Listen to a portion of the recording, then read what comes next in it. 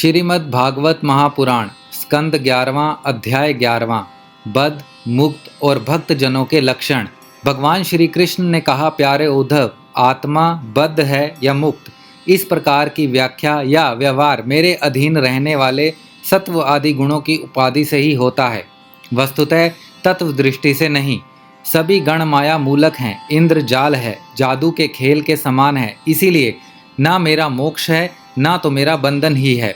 जैसे स्वप्न बुद्धि का विवर्त है, उसमें बिना हुए ही भासता है, मिथ्या है, वैसे ही शोक मोह दुख सुख शरीर की उत्पत्ति और मृत्यु, यह सब संसार का बखेड़ा माया के कारण प्रतीत होने पर भी वास्तविक नहीं है।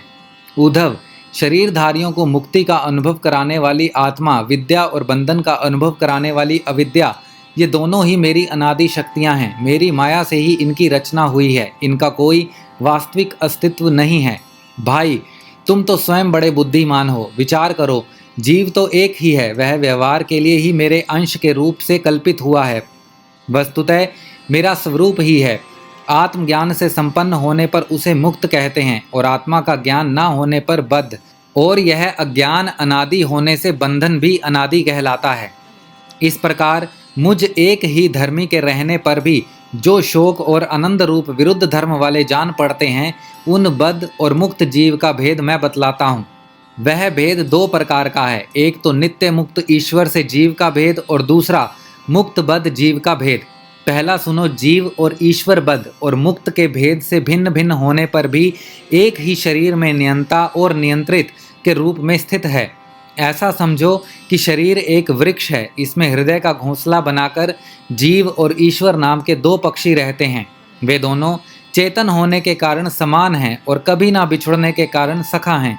इनके निवास करने का कारण केवल लीला ही है।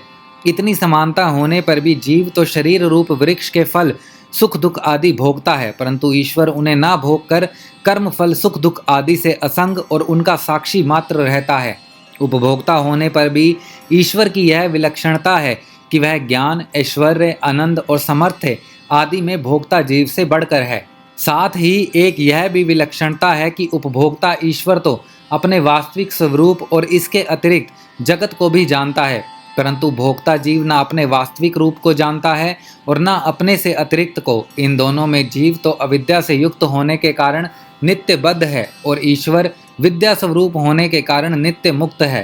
प्यारे उद्धव, ज्ञान संपन्न पुरुष भी मुक्त ही है। जैसे स्वप्न टूट जाने पर जगा हुआ पुरुष स्वप्न के शरीर से कोई संबंध नहीं रखता, वैसे ही ज्ञानी पुरुष सूक्ष्म और स्थूल शरीर में रहने पर भी उनसे किसी प्रकार का संबंध नहीं रखता, परंतु अज्ञानी पुरुष वास्तव में शरीर से कोई संबंध न रखने पर भी अज्ञान के कारण शरीर में ही स्थित रहता है। जैसे स्वप्न देखने वाला पुरुष स्वप्न देखते समय स्वप्निक शरीर में बंध जाता है।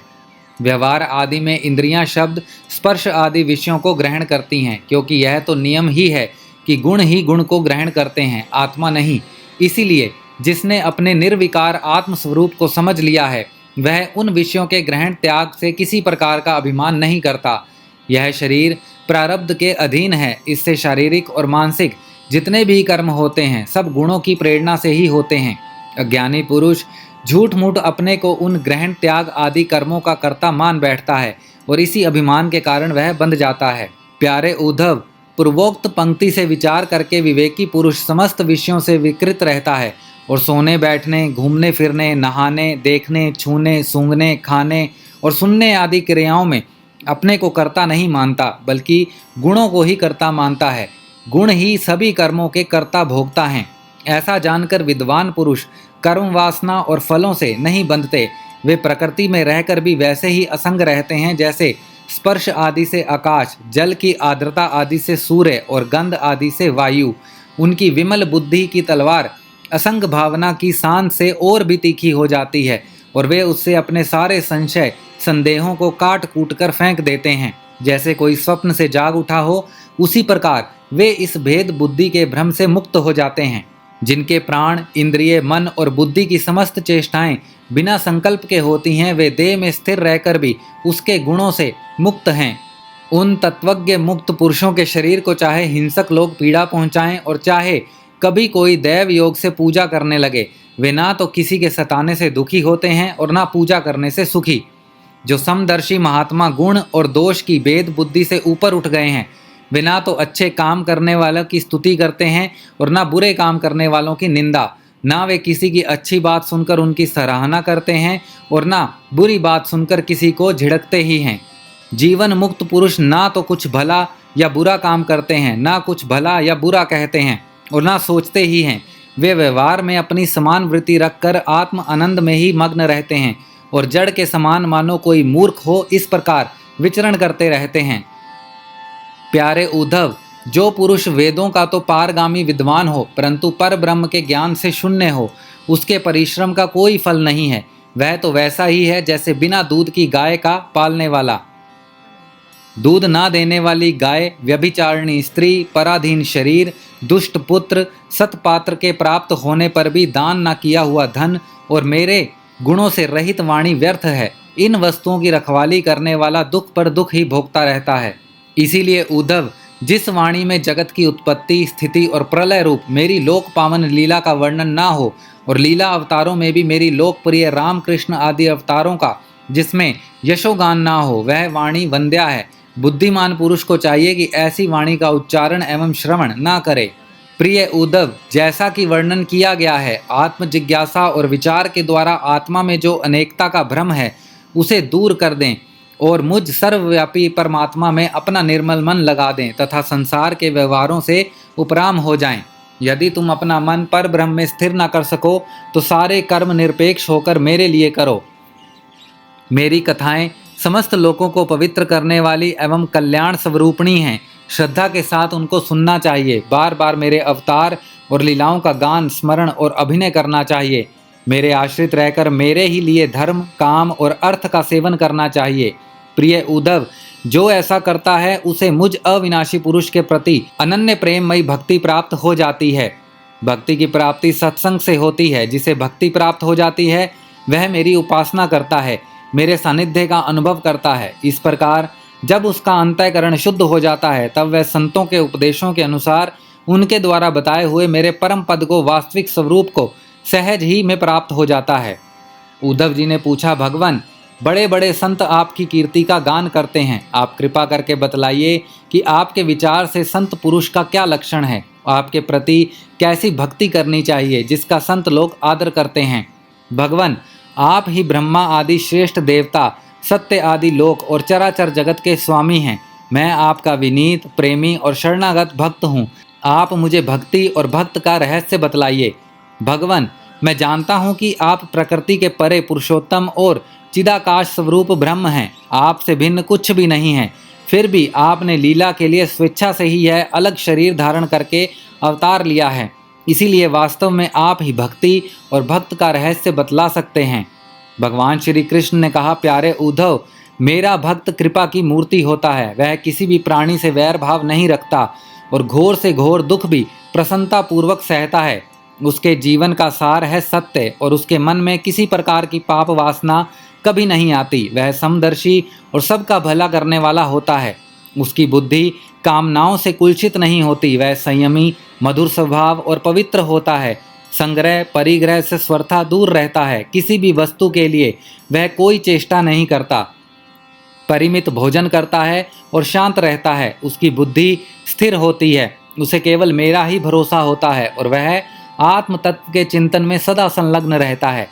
वह प्रमाद रहित, गंभीर स्वभाव और धैर्यवान होता है। भूख प्यास, शोक मोह और जन्म मृत्यु ये छहों उसके वश में रहते हैं। वह स्वयं तो कभी किसी से किसी प्रकार का सम्मान नहीं चाहता, परंतु दूसरों का सम्मान करता रहता है। मेरे संबंध की बातें दूसरों को समझने में बड़ा निपुण होता है और सभी के साथ मित्रता का व्यवहार करता है। उसके हृदय में करुणा भरी होती है। मेरे तत्व का उसे यथार्थ ज्ञान होता है।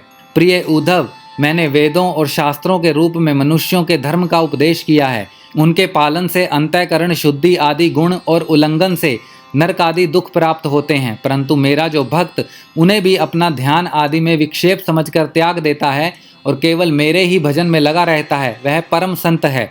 मैं कौन हूँ, कितना बड़ा हूँ, कैसा हूँ, इन बातों को जाने चाहे ना जाने, किंतु जो अनन्य भाव से मेरा भजन करते हैं वे मेरे विचार से मेरे परम भक्त हैं। प्यारे उद्धव, मेरी मूर्ति और मेरे भक्तजनों का दर्शन, स्पर्श, पूजा, सेवा, शुश्रूषा, स्तुति और प्रणाम करें तथा मेरे गुण और कर्मों का कीर्तन करें। उद्धव, मेरी कथा सुनने में श्रद्धा रखें और निरंतर मेरा ध्यान करते रहें। जो कुछ मिले वह मुझे समर्पित कर दें और दास्य भाव से मुझे आत्मनिवेदन करें। मेरे दिव्य जन्म और कर्मों की चर्चा करें। जन्माष्टमी, रामनवमी आदि पर्वों पर आनंद मनावें और संगीत, नृत्य, बाजे और समाजों द्वारा मेरे मंदिरों में उत्सव करावें। वार्षिक त्योहारों के दिन मेरे स्थानों की यात्रा करें, जुलूस निकालें और विविध उपहारों से मेरी पूजा करें। वैदिक अथवा तांत्रिक पद्धति से दीक्षा ग्रहण करें। मेरे व्रतों का पालन करें। मंदिरों में मेरी मूर्तियों की स्थापना में श्रद्धा रखें। यदि यह काम अकेला न कर सकें तो औरों के साथ मिलकर उद्योग करें। मेरे लिए पुष्प वाटिका, बगीचे, क्रीड़ा के स्थान, नगर और मंदिर बनावें। सेवक की भांति श्रद्धा भक्ति के साथ निष्कपट भाव से मेरे मंदिरों की सेवा शुश्रूषा करें। झाड़ें बहारें, लीपे पोतें, छिड़काव करें और तरह तरह के चौक पूरें। अभिमान न करें, दंभ न करें, साथ ही अपने शुभ कर्मों का ढिंढोरा भी न पीटें। प्रिय उद्धव, मेरे चढ़ावे की अपने काम में लगाने की बात तो दूर रही, मुझे समर्पित दीपक के प्रकाश से भी अपना काम ना लें। किसी दूसरे देवता की चढ़ाई हुई वस्तु मुझे ना चढ़ावें। संसार में जो वस्तु अपने को सबसे प्रिय, सबसे अभीष्ट जान पड़े वह मुझे समर्पित कर दें। ऐसा करने से वह वस्तु अनंत फल देने वाली हो जाती है। भद्र, सूर्य, अग्नि, ब्राह्मण, गौ, वैष्णव, आकाश, वायु, जल, पृथ्वी, आत्मा और समस्त प्राणी, ये सब मेरी पूजा के स्थान हैं। प्यारे उद्धव, ऋग्वेद, यजुर्वेद और सामवेद के मंत्रों द्वारा सूर्य में मेरी पूजा करनी चाहिए। हवन के द्वारा अग्नि में, आतिथ्य के द्वारा श्रेष्ठ ब्राह्मण में और हरी हरी घास आदि के द्वारा गौ में मेरी पूजा करें। भाई बंधु के समान सत्कार के द्वारा वैष्णव में, निरंतर ध्यान में लगे रहने से हृदय आकाश में, मुख्य प्राण समझने से वायु में और जल पुष्प आदि सामग्रियों द्वारा जल में मेरी आराधना की जाती है। गुप्त मंत्रों द्वारा न्यास करके मिट्टी की वेदी में, उपरयुक्त भोगों द्वारा आत्मा में और समदृष्टि द्वारा संपूर्ण प्राणियों में मेरी आराधना करनी चाहिए, क्योंकि मैं सभी में क्षेत्रज आत्मा के रूप में स्थित हूँ। इन सभी स्थानों में शंख, चक्र, गदा, पद धारण किए 4 भुजाओं वाले शांत मूर्ति श्री भगवान विराजमान हैं। ऐसा ध्यान करते हुए एकाग्रता के साथ मेरी पूजा करनी चाहिए। इस प्रकार जो मनुष्य एकाग्रचित्त से यज्ञ यज्ञादि, इष्ट और कुआं बावली बनवाना आदि पूर्व कर्मों द्वारा मेरी पूजा करता है, उसे मेरी श्रेष्ठ भक्ति प्राप्त होती है तथा संत पुरुषों की सेवा करने से मेरे स्वरूप का ज्ञान भी हो जाता है। प्यारे उद्धव, मेरा ऐसा निश्चय है कि सत्संग और भक्ति योग, इन दोनों साधनों का एक साथ ही अनुष्ठान करते रहना चाहिए।